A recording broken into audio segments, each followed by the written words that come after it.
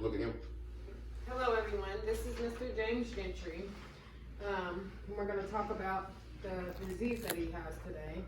Mr. James, tell us a little bit about yourself and how long you've been here. I'm 49 years old, lived originally from Louisville, Kentucky. Served 8 years altogether in the United States Marine Corps. And I've been at this facility for a little over, it was actually 2 years, August 1st. I've been here. Okay, and what condition do you have and when did it exactly develop? I've got what they call inclusion body myositis. I was technically diagnosed with it in October of 2013 when they did a left hamstring biopsy, 3 pieces of muscle.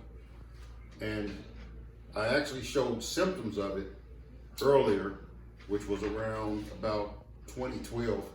I was showing signs of weaknesses, but I didn't pay any attention to it. I thought it was just muscle fatigue. Come April of 2013 was when I noticed that I could no longer walk without having to hold on to rails or hold on to the walls. I fell, actually busted the back of my head. Don't know if I went unconscious or not, but I do know that when the EMTs got there, they said if I fell again, anytime between April to the following year, I would have to go to the hospital. I fell again in August. And they sent me to the VA hospital and they got me prepared for all the doctors I would have to see and everything. And then in October was when I was actually diagnosed with the inclusion body myositis. Okay. Do you feel as if the VA and the doctors have done all they can do for you? Do you feel like there's more they can do? I believe there's more they can do. One thing was they actually told me to stop exercising for a little while, which was a mistake. Right. Reading off new literature on it now, you have to keep exercising. Another thing that they tried to get together for me was for me to go be seen by a specialist at the Cleveland Clinic, which has not come to fruition yet, but it was supposed to be done in March 30th of this year. It got postponed due to COVID and also myself catching COVID. So it's not been canceled, but it's postponed, as well as I don't actually have a rheumatologist with the VA right now because my rheumatologist resigned. So I'm in the process of trying to get seen by a new rheumatology team so that I can still try to pursue going and getting seen by the myositis and the information specialist in Cleveland Clinic. Okay, so speaking of COVID affected your rehabilitation by things being postponed and... Yes, it set me back physically. Okay. I went from, I actually went back to the point where I couldn't even feed myself. I couldn't actually grab forks to feed myself. I had to have people feed me. I could not use the restroom.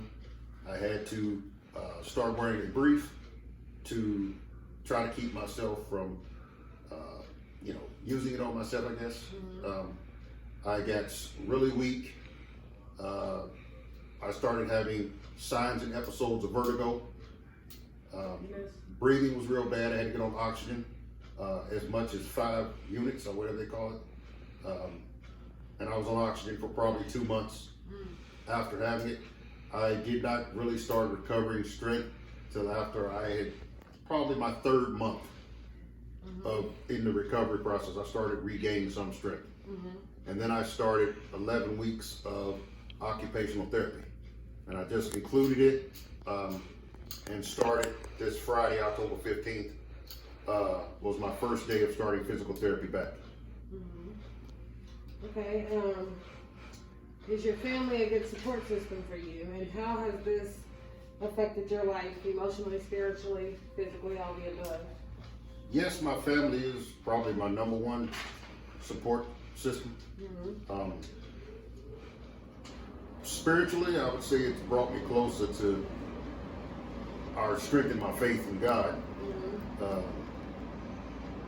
But on a more personal or human side, it has tested my strength, my willpower, my beliefs, because it seems like the closer, or every time I take 2 steps forward, I take 4 steps backwards. Every time I move in a positive direction, it seems like I make a detour in a negative direction. I've had a lot of setbacks. I've had a lot of issues that have popped up in the 2 years of me really trying to deal with trying to regain strength in this past 2 years. It can be a nightmare because not only does it play with you physically, it plays with your mental status. Because you're constantly mad, you're constantly upset, you're sad, you're just like a volcano, you're just waiting to explode. And you'll be sitting there sometimes and you can't move and you just want to scream. And you know, even when you scream and the people come and try to help you, it's still like it's not much that they can do for you.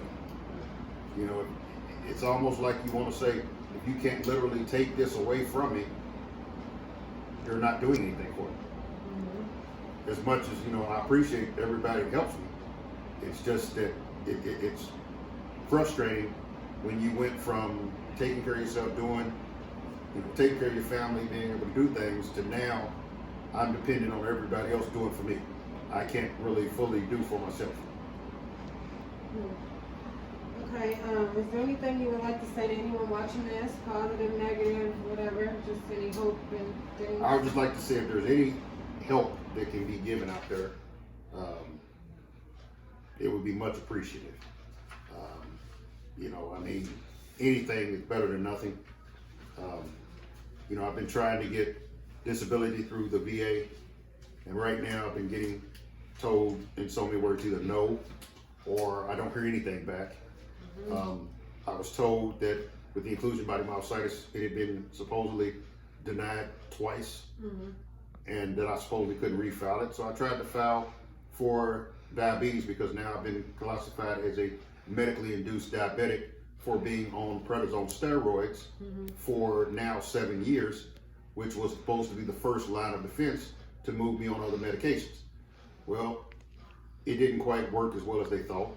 When they tried to put me on a substitute medication, which was mycophenolate, it actually caused me to go into being a hepatitis B patient, which I have to now take a pill for that for the rest of my life because I'm on prednisone. As well as I had to go into taking shots because when I found out I was, as they classified me as a medically induced diabetic, I had actually went into diabetic ketoacidosis. Went from being normal to a 650 blood sugar, anywhere from 6 to 12 hours away from going into a diabetic coma before I found out I was even diabetic. In the process of recovering from that, the inclusion body myositis flared up again, and in 2018, I had to get a second biopsy in the right hamstring. They took 3 pieces of muscle out of the left in 2013. They did it again in 2018, and all they did was once again reconclude that it was inclusion body myositis. There is no cure for it. There are medicines that they're testing, but the only way I feel that I can maybe even prosper with it is to potentially be seen by the specialist in the Cleveland Clinic, which the VA has not canceled, but they said it's being postponed. And back to the disability thing would actually help with some of my medical issues here. As of right now, I'm paying for my stay here out of my own pocket with my Social Security disability check, as well as I'm being charged for certain medications here, which I can get it free from the VA, but occasionally they order it here through their pharmacy when I try to tell them not to, but they still do. And I'm in the process of trying to get that corrected too. So there's a lot of little issues that are still involved, along with the big picture of trying to deal with the inclusion body myositis, as well as the diabetes, the hepatitis, you know, COVID. Potentially, sometimes I still have symptoms of vertigo popping up. And a lot of the doctors are telling me that because I was so recently having COVID, that they don't know if it's something that's going to last forever, if it's going to go away. they don't know right now. They just keep telling me, you just have to wait and see. So as of right now, I guess I'm in the wait and see phase. Okay, well, we want to thank you all for joining us today. Like Mr. James Gentry said, if there's any help out there, it's greatly appreciated. I'm Whitney Bamer, by the way. This is Mr. Gentry, and that's our story. We hope that you guys enjoyed it and you're touched by it. Thank you.